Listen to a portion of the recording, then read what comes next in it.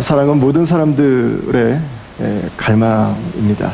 모든 사람들이 원하는 바램이죠. 사랑을 다른 말로 표현을 하면 서로에게 하나 되고 싶은 욕구라고 할 수 있습니다. 우리가 살아가는 삶에서 우리가 언제 행복을 느끼냐면요, 우리가 친밀감을 느낄 때, 내가 이 사람에게 지금 속해 있구나, 내가 이 사람과 지금 하나구나 라고 하는 것을 느낄 때 우리는 그때 비로소 행복함을 느끼게 됩니다. 여러분, 이건 인간관계만의 문제가 아니라 우리의 믿음에도 역시 마찬가지입니다. 우리의 믿음이 우리에게 선물해주는 가장 큰 축복은 무엇인가? 하나님 그분을 사랑하는 거예요. 하나님 그분을 얻는 것, 하나님 그분과 하나 되어 살아가는 것, 하나님 그분과 오늘도 친밀함을 누리는 것, 그게 믿음이죠. 그 삶이 우리의 관계로 연결돼 가는 것입니다. 우리의 부부관계에서 우리가 누릴 수 있는 것, 우리의 자녀들과 우리가 누릴 수 있는 것, 우리가 공동체 안에서 우리가 누릴 수 있는 거죠.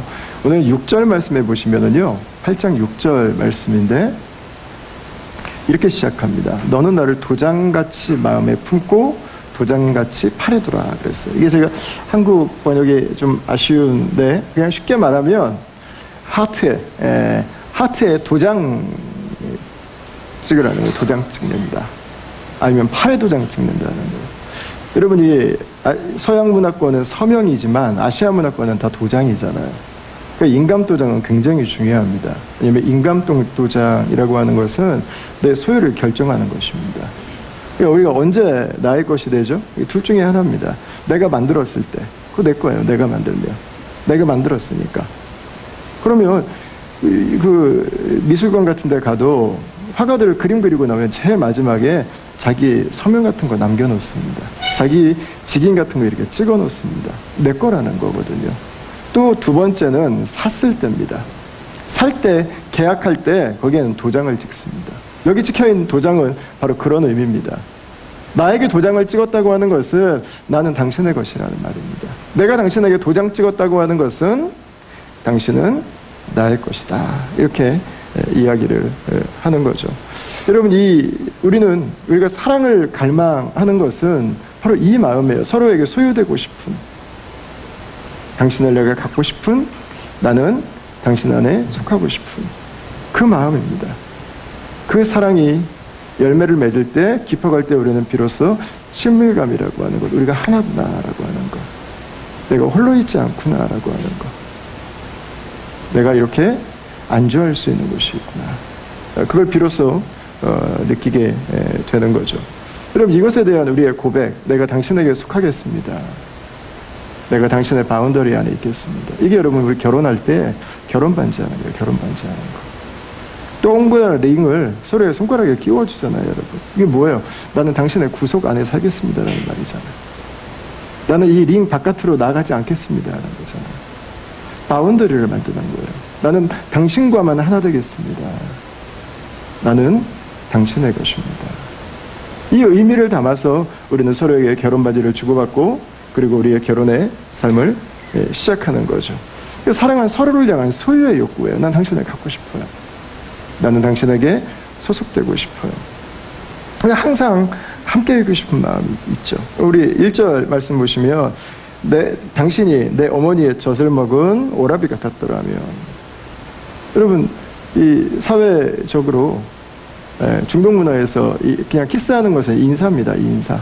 그러나 자신의 오빠, 가족들을 만나서 인사하는 것은 전혀 문제가 되지 않습니다. 그러나 이슬람에 있는 남편은 공인이에요. 공인. 아무 데서나 내가 사랑한다고 해서 가서 안길 수 없어요. 입 맞출 수 없어요. 지탄받는 행동이 되는 거예요. 그게 너무 아쉽다는 거예요. 그 사랑의 마음이죠. 하나 되고 싶은, 같이 있고 싶은. 2절과 3절을 한번 보십시오. 내가 너를 이끌어 내 어머니의 집에 드리고. 우리 자매들에게 가장 편한 공간이 어디입니까? 친정이잖아요. 친정. 당신을 친정으로 데리고 가면 누구도 구속하지 않잖아요. 친정이 좋은 이유가 뭐예요? 딸로 있을 수 있잖아요. 어린 시절에 그 딸의 모습으로 있을 수 있잖아요. 철 들어서 가면 설거지도 하고 하지만 장모님의 친정엄마가 딸로 나를 대해주시잖아요.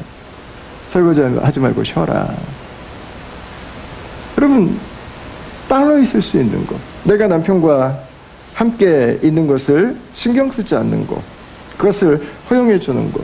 여러분, 그 친정을 생각한 이유는 우리 하나님을 같이 누리고 싶은 거예요. 지금 내가 당신 안에 있는 것, 당신은 내 안에 있는 것, 당신이 나를 가지고 있고 내가 당신을 가지고 있다고 하는 그 소유에 대한 마음, 그 하나됨, 그 친밀함을 지금 누리고 싶은 거예요. 여러분, 이것은 인간의 가장 본질적인 디자인이에요. 본질적인 디자인이에요. 이 소속감을 오늘날 이 문화권 안에서는 집착이라는 단어로 표현할 때가 있습니다. 여러분, 그러나 이 서로에 대한 소속되어 있는 친밀감을 잃어버리는 순간이요, 우리는 외로움에 사로잡혀요. 모든 관계들이 다 고통스럽게 시작해요. 여러분, 그걸 이길 수 있는 답은 어디에 있어요? 누군가 내가 속해 있고 누군가 나를 소유하고 있는 그 친밀한 관계가 회복되면은요, 외로움의 병이 사라져버려요. 관계의 아픔들이 녹아져버려요. 어느 순간 그것들이 다 없어져버려요. 여러분, 이 소속감이 없다고 하는 것, 이건 내가 사랑받고 있어도 확신하지를 못해요. 내가 지금 잘 살고 있는 건지. 이렇게 많은 사람들과 함께 살아가면서도 여전히 외로운 거죠.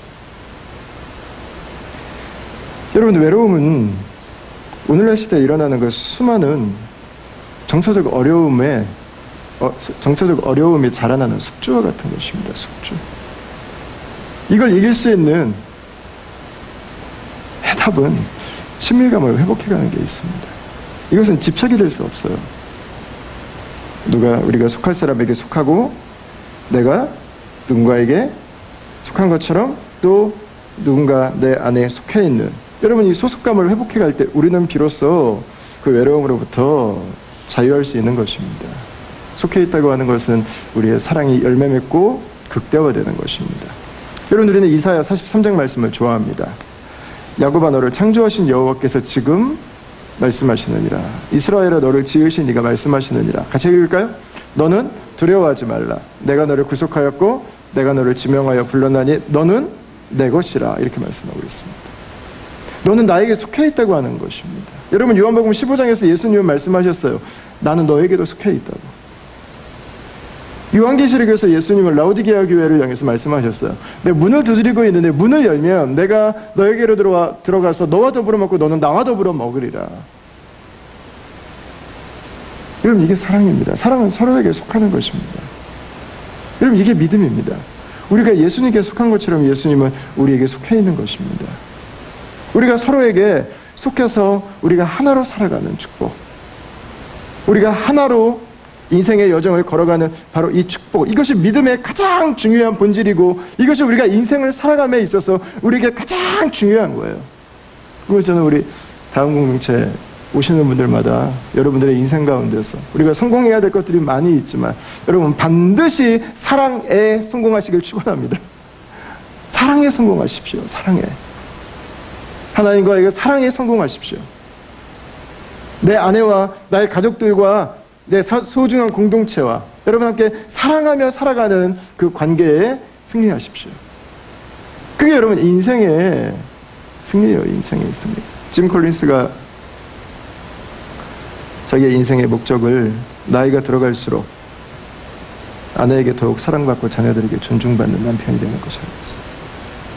인생의 목적이라고 그랬어요. 인생의 목적. 여러분, 저는 너무 중요한 목적인 것 같아요. 제가 그 문구를 발견하고 제가 제 책상 위에다 그거를 몇 년 가까이 붙여놨었어요. 그리고 우리가 하나님을 나와서 예배하는 이유, 여러분, 사랑이잖아요. 사랑.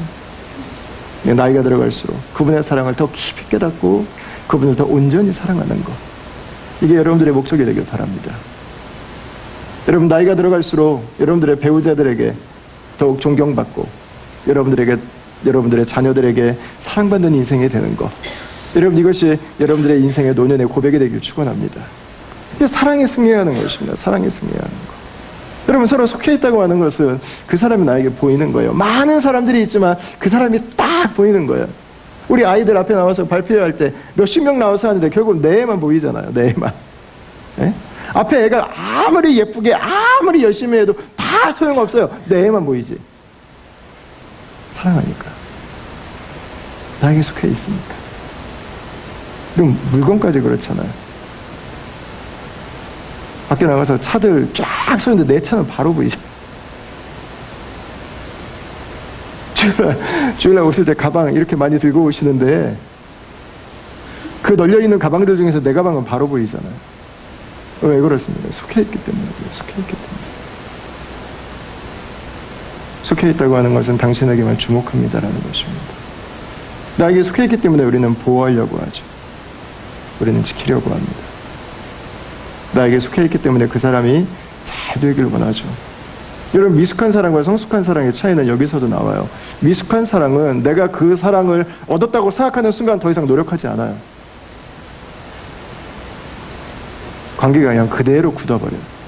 그러나 성숙한 사랑은 내가 그 사랑을 얻었다고 생각하는 순간 이전보다 더 열심히 노력합니다. 이 사람이 나를 만나서 잘 되기를 원하는 마음이 있어요. 누구보다 기쁘기를 원하는 마음이 있어요. 이 사람이 나를 만나서 예수님을 더 잘 알아가기를 원하는 마음이 있어요. 그분의 축복을 나를 통해서 누려가기를 원하는 마음이 있다고요.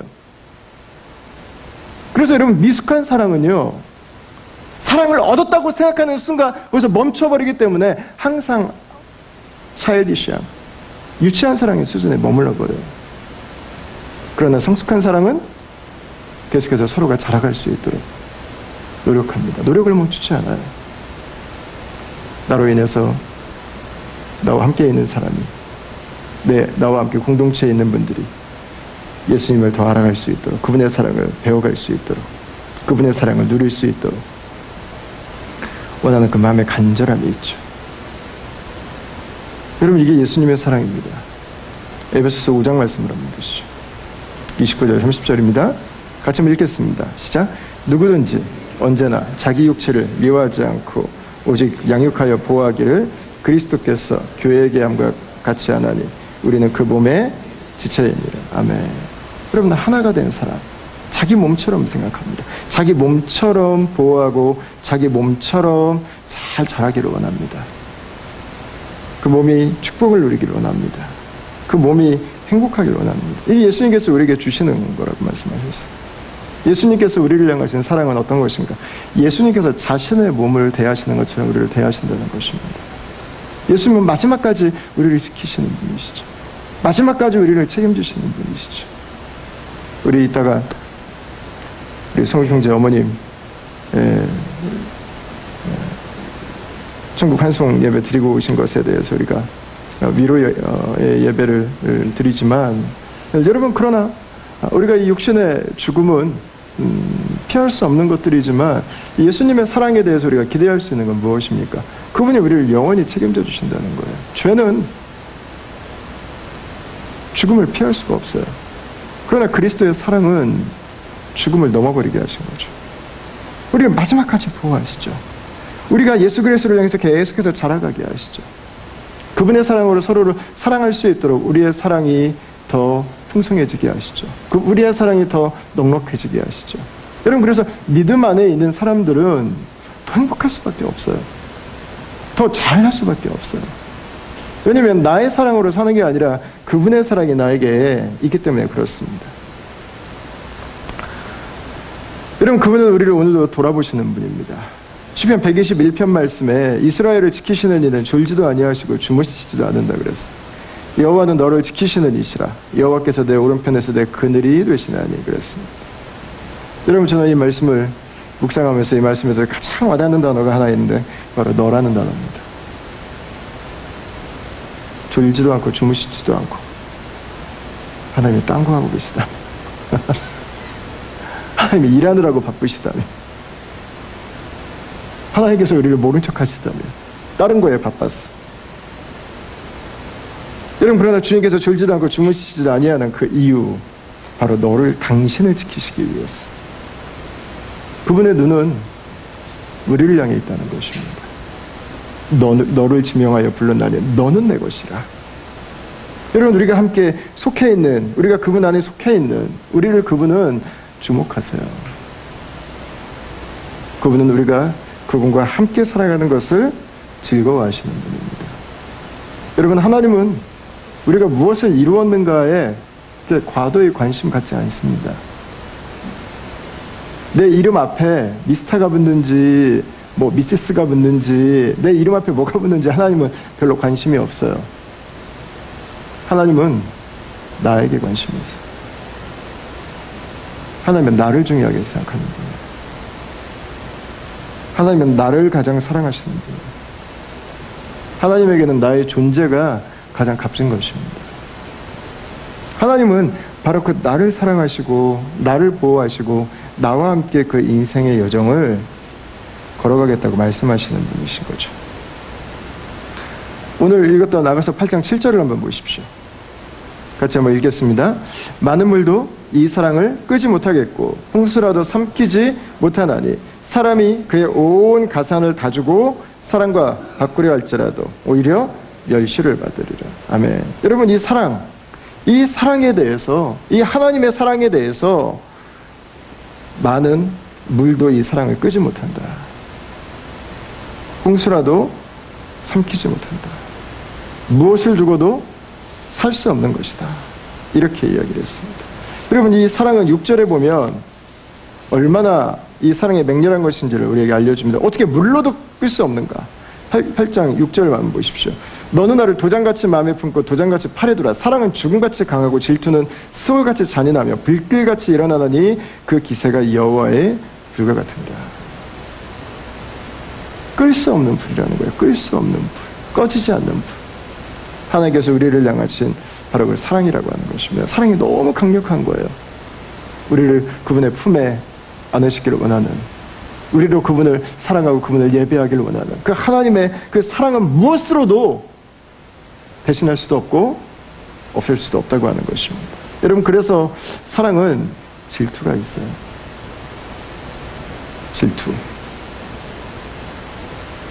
질투가 얼마나 강렬한지 스올같이 잔인하다 그랬어요. 사랑은 서로에게 쿨할 수 없습니다. 쿨한 부분들이 있겠죠. 우리가 허용해줘야 되는 부분들이 있겠죠. 우리가 살아가면서 이 부분은 내가 자유를 줘야 되는구나라는 부분을 배울 수 있습니다. 그러나 그 사람에 대해서 쿨할 수 없어요. 사랑은 질투가 시작돼요.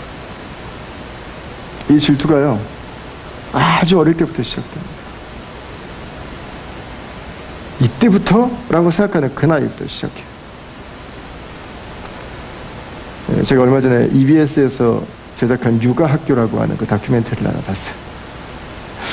2015년 10월에 방송된 내용인데요. 질투가 2~3살부터 시작된답니다. 2~3살. 뭐 저희 교회 성도들은 많이 경험하셨을 것 같아요. 동생 태어났을 때. 첫째들의 그 땡깡, 그 꼬장. 애기들한테 꼬장은 좀 맞지 않나요? 예.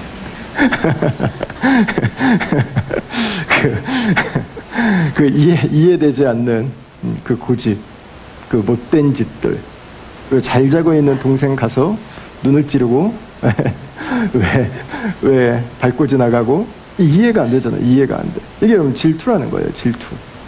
그 마음에 질투가 있는 거예요. 왜? 엄마는 그 아이에게 있어서는 나의 세상이었어요. 나의 모든 것이었어요.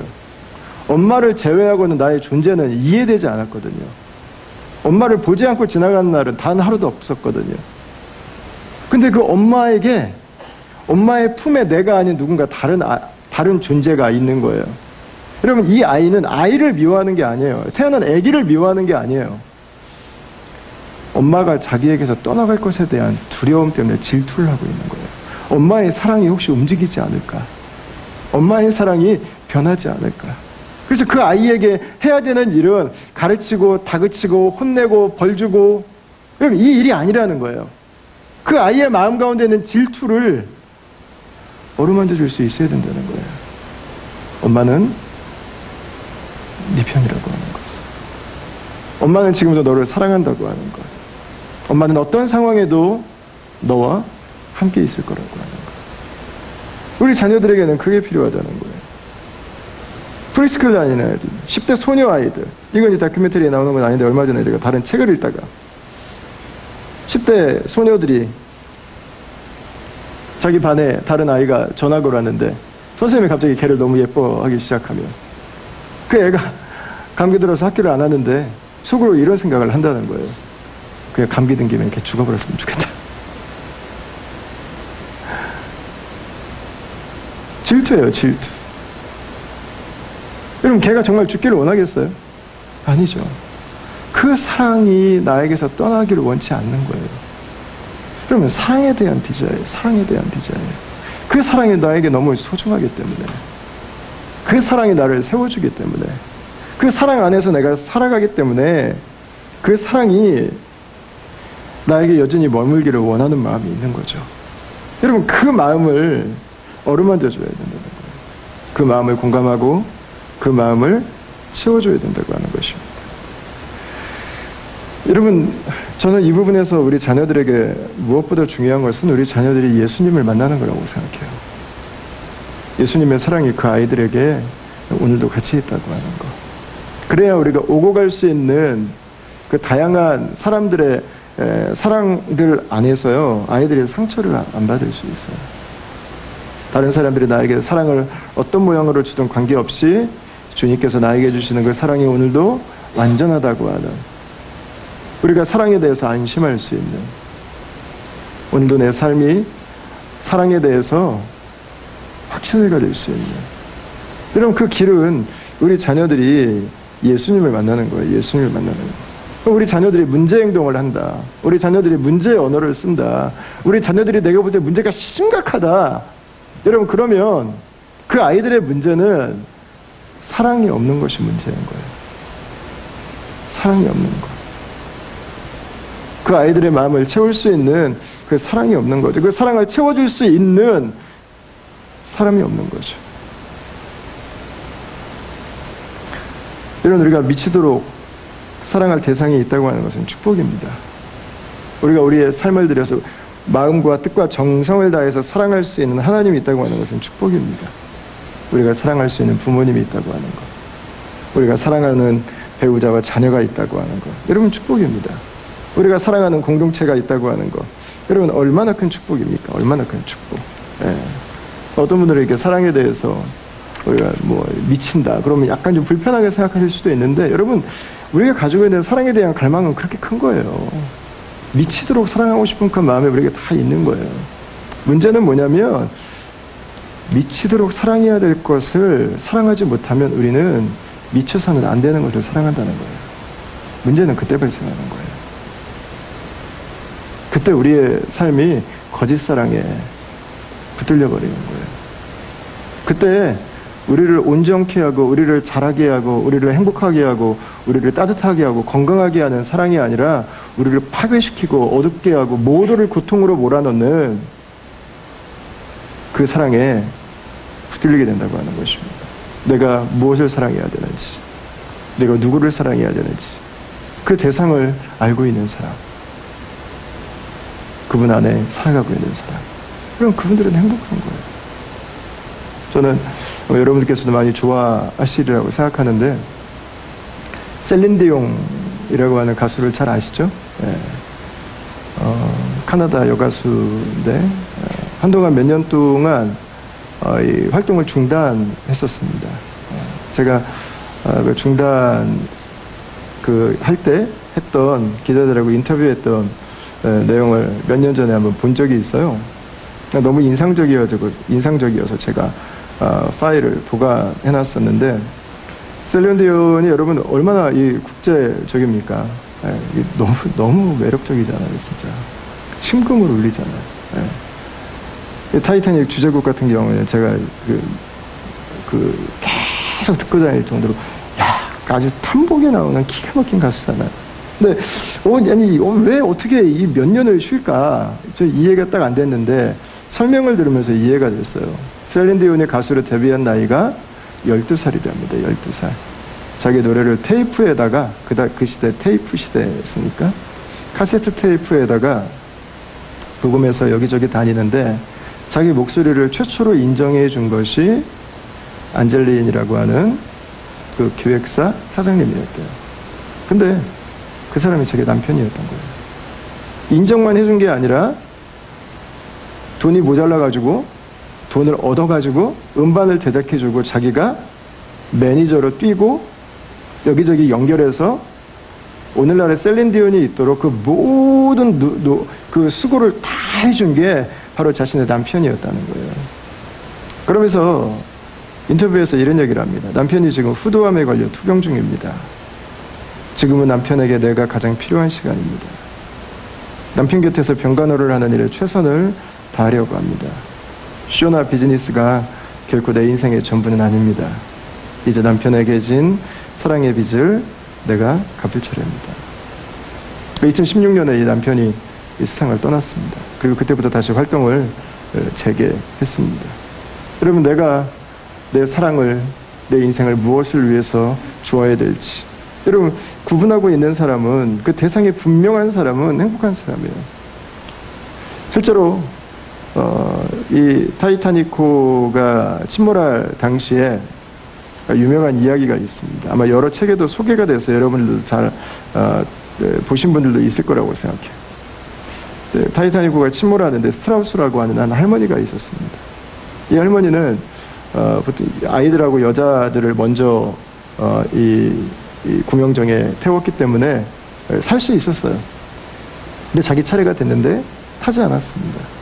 거기 리스트에 올라와 있지 않은 사람에게 자기의 차례를 양보해 주었습니다. 그리고 자기 대신에 구명정에 타는 사람이 할머니를 보고 물어봤어요. 정말로 내가 타도 되겠냐고. 그랬더니 이 할머니가 했던 이야기가 그분을 통해서 남아 있습니다. 자기는 타지만 남편은 타지 않는다고. 내가 남편을 보트에 탈 수 없다고 하는 것을 알게 됐을 때, 내가 내 한평생을 살았던 남편인데 이제 늙어서 남편을 떠나서 나만 사는 것, 그것보다 나는 남편과 함께 떠나는 쪽을 결정하겠다고 그 이야기를 하고 다른 사람들에게 이야기를 했습니다. 자매 여러분, 같이 가시겠습니까? 살아야죠. 살아야죠. 그죠? 예. 저는 살아야 된다고 생각해요. 그러나 분명한 것은 사랑은 죽음같이 강한 것이라는 거예요. 여러분, 그러나 사랑은 죽음처럼 강하고 끝나지 않는 것 같아요. 사랑은 죽음보다 강한 것입니다. 거기서 더 나가요. 진정한 사랑은 같이 죽는 것에서 멈추지 않아요. 상대를 살리기 위해서 나를 주는 것입니다. 여러분, 그것이 바로 예수 그리스도의 사랑입니다. 그것이 바로 그리스도의 십자가입니다. 예수 그리스도의 십자가는 사랑이라고 하는 것이, 사랑의 맥시멈이 어디인지를 우리에게 보여줘요. 누가 원수를 위해서 고통당하겠습니까? 누가 원수를 위해서 십자가의 저주를 당하겠습니까? 누가 원수를 위해서 배신을 감내하겠습니까? 누가 원수를 위해서 그 낙고천한 곳으로 가겠습니까? 여러분, 그 일이 예수님께서 하신 일입니다. 예수님께서 그 일을 감당하셨던 이유는 다른 데 이유가 있지 않습니다. 사랑입니다. 하나님 우리를 사랑하셨기 때문에 그 사랑이 저와 여러분들로 하여금 예수님의 사랑을 만나도록 한 것입니다. 그 예수님의 사랑이 저와 여러분들에게 새로운 삶, 새로운 인생, 예수님 안에 있는 새로운 생명을 주신 거죠. 저는 우리 다음 공동체 나오는 분들마다 그 예수님의 사랑을 꼭 만나시기를 축원합니다. 예수님은 오늘도 저와 여러분들을 사랑하세요. 여러분, 그 사랑을 알고 살아가는 사람들, 여러분, 그 사람들이 바로 그리스도인들입니다. 사도 바울은 그 사랑을 만나고 나서 이렇게 이야기합니다. 38절부터 읽겠습니다. 내가 확신하노니, 같이 읽겠습니다. 시작.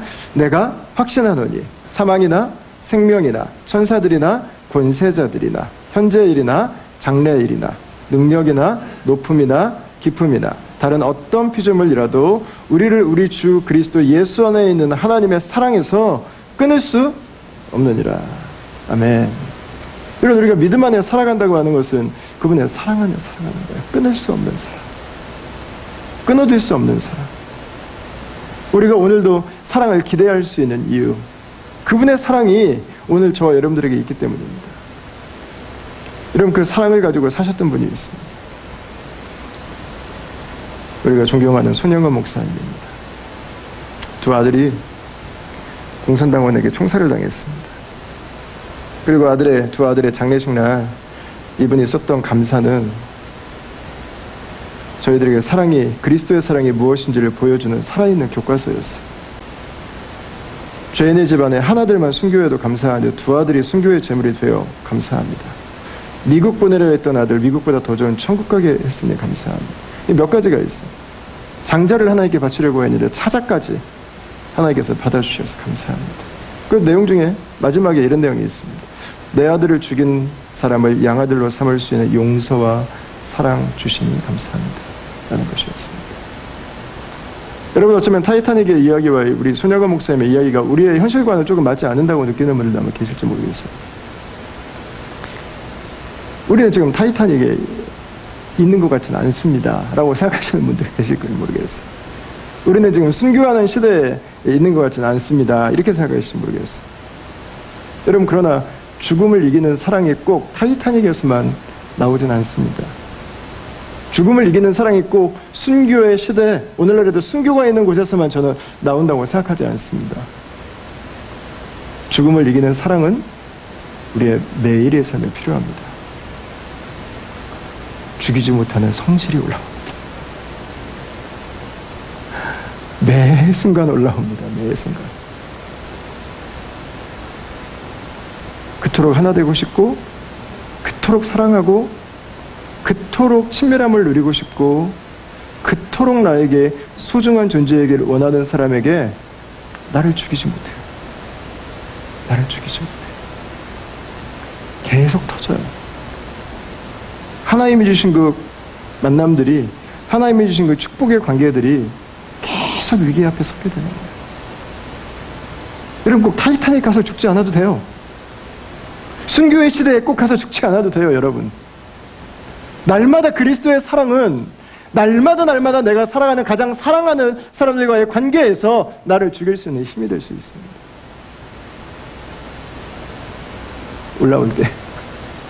올라올 때 나를 죽이는 것은 멀리 있는 곳에서 누군가 사랑을 위해서 죽음을 선택하는 것보다 더 큰 어려움처럼 느껴질 수 있습니다. 여러분, 사랑은 나를 죽이는 것부터 시작해요. 왜? 우리를 얻기 위해서. 나를 낮추는 것에서부터 시작해요. 왜? 우리의 하나됨을 오늘도 감사하기 위해서. 여러분, 그러나 그것이 꼭 기분 나빠야 될 필요는 없습니다. 그것이 왜 나만 해야 돼? 라고 분노하며 해야 될 필요는 전혀 없습니다. 그렇지 않다면 그것은 나를 죽이는 것이 아닙니다. 그냥 쌓아놓는 것 뿐이지. 한번 터지면 더 크게 터지려고 지금 잠깐 밀어놓고 있는 거지, 그거는 죽이는 작업이 아니에요. 여러분, 그러나 그리스도 안에서 우리는 죽일 수 있어요. 어떻게? 여러분, 만약에 상대가 나에게 내가 듣고 싶지 않은 말을 한번 했다고 한번 생각해 보세요. 아, 바보야? 한마디로 한번 했다고 생각하세요. 바보? 그래, 말 잘했다. 이렇게 해서 가면 이게 너무 커집니다. 그때는 빨리 생각하세요. 빨리. 내가 예수님 앞에서도 바본가? 이걸 한번 생각해 보세요. 주님이 나를 바보라고 하신 적이 있나? 여러분, 없잖아요. 그럼 그분이 나를 오해하고 있는 거죠. 나 바보 아닌데? 이분은 왜 나를 바보라고 생각하셨을까? 그럼 내가 바보가 맞는 것처럼 발끈해서 대들 수도 있습니다. 그러나 바보가 아닌 나로 반응할 수도 있습니다. 그 반응은 우리가 선택할 수 있는 것입니다.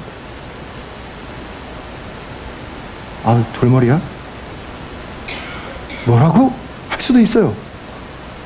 근데 나 돌머리 아닌데? 아, 나 그렇게 머리 나쁘지 않은데? 그러면 돌머리 때문에 욱할 필요가 없어요. 아닌데. 잘못 알고 계시는군요. 저는 아니에요, 돌머리가. 돌머리가 아닌 사람처럼 행동할 수 있어요. 주님께서 나를 이렇게 지혜롭게 만드셨는데 지혜로운 사람으로 반응할 수 있다고요. 하나님의 사랑받은 자녀로 반응할 수 있다고요. 감정으로 반응하지 않고 하나님께서 나에게 주신 내 모습으로 반응할 수 있는 것입니다. 여러분, 이길 수 있어요. 나를 죽이지만 기분 나쁜 작업이 아니에요. 오히려 주님 안에서 십자가에 죽었던 내가 주님 안에서 갖게 된 새로운 피조물로서의 New Identity, 하나님의 자녀로서 그 사람이 하는 말을 다시 한번 생각해보고 아니라면 내가 기분 나빠할 필요가 없어요. 같이 분노할 필요가 없어요. 주님께서 우리에게 주신 모습으로 서로를 사랑할 수 있게 되는 거죠. 여러분, 저는 이 사랑이 저는 한국 사회에도 어떻게 보면 저는 우리 공동체 안에서도 저는 너무 필요하다고 생각합니다. 저는 한국 뉴스를 보면서 좀 한 가지 안타까운 게 이렇게 우리는 이렇게 나뉘어야 될까? 이렇게 극단적일까? 저 이거에 대한 좀 고민이 있었어요. 좀 너무 안타까워요. 예. 저는 호주에 와서 살면서요, 저는 한민족에 대한 굉장한 자부심을 갖게 됐어요. 저는 한민족에 대한 저는 예찬론자입니다. 우리 민족이 하나님께 얼마나 놀라운 축복을 받은 민족인지를 저는 이거 강의하라면 제가 강의를 할 수 있어요. 정말로. 예. 우리 민족에 대해서 제가 역사를 공부하고 우리 민족에 대해서 제가 계속 보면서 이건 뭐 너무 대단해. 너무 대단해. 정말 아까운 부분 중에 하나가 우리가 서로 나눠져 있는 부분들인 거예요. 왜 한쪽에서 이게 태극기를 왜 이렇게 들고 흔드시고, 왜 우리는 이렇게 뭐만 나오면 이렇게 나눠져야 될까? 제가 여러분 최근에 태극기를 들고 흔드시는 분들을 제가 요즘에 이해할 수 있게 됐어요. 예. 제가 보니까는요, 우리 한민족이 너무 짧은 시간 동안 너무 많은 일들을 겪어왔어요. 여러분 한번 생각해 보세요. 태극기 흔드시는 분들은 대부분요, 일제시대와 6.25를 겪으신 분이에요. 이분들은 나라가 빼앗기는 게 뭔지를 아는 분들이에요. 국가가 없어지는 걸 체험한 세대라고요. 저희는 몰라요. 그거를 알 수가 없어요. 6.25 여러분 낙동강까지 가가지고 그때도 나라 또 뺏길 뻔했어요. 한 번 뺏겨받고 한 번은 뺏길 위기 앞에 있었던 분들, 그 나라라고 하는 게 이분들에게는 너무 중요한 거예요. 너무 중요해. 나라가 가장 중요해요. 나라가 없어지면 모든 걸 잃는 거를 경험도 해봤고 한 번 더 그 위기 앞에 섰고, 근데 가만히 보니까 그 나라를 잃을 뻔한 위기가 평등의 가치를 주장하는 사람들 때문이었어요. 그래서 모든 평등의 가치가 나오면 다 그쪽 세력들을 생각하시는 거예요. 그러시구나. 그럼 그 자리에 우리가 서 있지 않다면, 나라를 잃은 그 자리에 서 있어 보지 않았다면 우리가 이분들을 다 이해하기는 어려울 것 같아요. 근데 제가 이 포인트를 이해하고 나서요, 제가 그분들을 이해할 수 있게 됐어요. 이분들에는 이런 절박함이 있으시구나. 여러분 7, 80년대를 지냈던 분들은 어떠세요? 민주화 투쟁 세대잖아요. 민주화 투쟁 세대. 독재로부터 우리 시민의 권리를 얻기 위해서 했던 세대. 여러분 그 최루탄 가스를 먹으면서 그 자리에 서 있지 않고는 왜 이분들은 이렇게 그냥 독하게 살고 이렇게 열심히 살고, 왜 이렇게 그냥 이분들은 그 세대 그 자리에 서 있지 않으면 여러분 이해하기 어려운 것 같아요. 여러분 우리 자녀들은 어때요? 우리 자녀들 여러분 한번 생각해 보세요. 이거 왜 이렇게 게을러? 왜 이렇게 노는 것만 좋아하고 쉬는 것만 좋아하고 얘들 도대체 왜 이래? 여러분 가만히 한번 생각해 보세요. 지금 중고등부 예배 드리고 있는 친구들, 우리 이따가 3부 때 청년들 예배 드릴 거 아니에요. 얘네 태어나자마자 대한민국 월드컵 4강이에요. 태어나서 딱 대한민국 월드컵 하는데 우리는 4강이야. 이미 4강. 꿀릴 게 없어요. 꿀릴 게 없어. 삼성 성능으로는 아이폰 능가하잖아요. 현대, LG 뭐 가전제품 최고. 네. 뭐 제네시스하고 i30N 이거 완전 뭐 국제적인 평가가 뭐 최고잖아요. 최고. 위대한 참. 뭐 이런 막 얘기 나오면서 얘네들이 볼 때 한국이라고 하는 나라는요, 달라. 우리가 이렇게 잘 살았고, 우리가 이렇게 멋있고, 야 우리가 이렇게 괜찮은 거야? 우리가 이렇게 지금 뭐 세계 경제 뭐 10위 안에 항상 랭킹되고, 이 아이들이 볼 때는요, 우리는 다른 거야. 우리는 좀 즐겨도 되겠네. 이렇게 괜찮은데, 왜 이렇게 맨날 이렇게 막 쫓겨야 되고, 왜 이렇게 맨날 막 열심히 막 해야 된다고 그러고, 왜 이렇게 맨날 왜 이러지? 얘네들은 그냥 좀 쉬고 싶은 거예요. 우리 괜찮잖아요. 우리 안전하잖아요. 우리 가진 거 많잖아요. 좀 괜찮은 거 아니에요? 여러분, 이렇게 다른 3세대가 불과 5, 60년의 사이를 두고 태어나서 가정을 이루고 있고 공동체를 이루고 있는 거예요. 그럼 그게 너무 마음이 아팠는데 이해를 하게 됐어요. 이 부분에 대해서.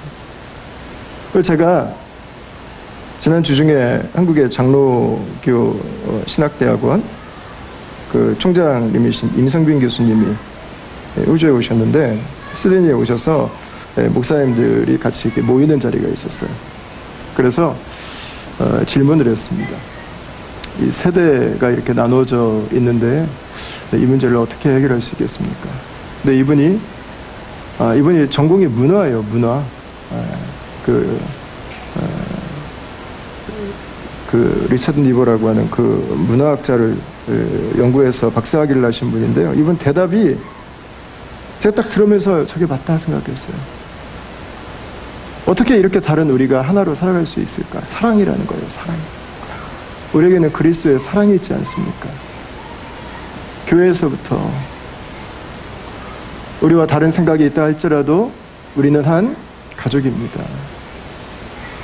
나는 당신께 속해 있습니다. 나는 당신이 나와 달라도 나는 당신을 안아줄 것입니다. 나는 당신이 잘 되기를 바랍니다. 나는 당신을 축복하겠습니다. 여러분, 그 마음으로 우리가 함께 있다면 여러분들의 가정에서부터, 교회에서부터 우리의 이념의 장벽, 세대의 장벽, 더더군다나 호주는 언제 호주에 처음 도착했느냐에 따라서 여러분 또 다른 가치관의 다양함이 있어요. 그거는 하나, 둘, 셋으로도 나눌 수 없는 거예요. 사람마다 달라요. 여러분, 이런 곳에서 우리가 하나됨을 유지해 간다고 하는 것, 이런 가운데서 우리가 공동체의 축복을 경험한다고 하는 것은 쉽지 않은 일입니다. 이민교회가 모래알이라는 이야기를 듣는 게 어떻게 보면 당연한 거예요. 그게 어떻게 보면 상식적인 거예요. 여러분, 그러나 우리에게는 그리스도의 사랑이 있습니다. 그리스도의 사랑이 이렇게 다른 우리를, 심지어 원수된 우리까지 안아주셨습니다. 나는 당신 안에 있겠습니다. 당신이 나와 달라도 나는 당신 옆에 있겠습니다. 나는 당신과 함께 살아가겠습니다. 그리스도의 사랑이 우리를 인도하신다면, 그리스도의 사랑이 우리를 덮으신다면, 여러분, 우리의 가정이 아무리 달라도, 우리 공동체가 아무리 다양한 사람들이 보여도 여러분 그 안에서 충분히 넉넉하게 여러분 하나 될 수 있는 줄 믿습니다. 그리고 공동체 안에 있는 이 하나됨이, 이 사랑이 우리의 사회로 퍼져갈 때 우리 한인 사회가, 그리고 다양한 민족들까지 우리가 섬길 수 있게 될 것입니다. 여러분, 그게 교회죠. 말씀을 마쳐야 될 것 같습니다. 사랑하는 다음 가족 여러분, 이번 한 주간도 그분의 사랑 안에 거하시길 축원합니다. 그분의 사랑으로 살아가십시오. 그분의 사랑으로 승리하십시오. 그분의 사랑에 성공하십시오. 저와 여러분들은 죽음 같은 사랑을 이미 가지고 있는 사람들입니다. 저와 여러분들은 죽음보다 강한 사랑을 이미 가지고 있는 사람들입니다. 예수 그리스도의 사랑이 허물지 못할 벽은 없습니다. 그리스도의 사랑이 채우지 못할 빈 가슴은 없습니다. 한 주간도, 우리 일평생의 삶도, 우리 공동체가 앞으로 이 도시 안에 존재해 가면서 그분의 사랑으로, 사랑의 승리를 함께 목도해 가는 그런 사랑의 공동체로 세워져 갈 수 있게 되기를 주의 이름으로 축원합니다.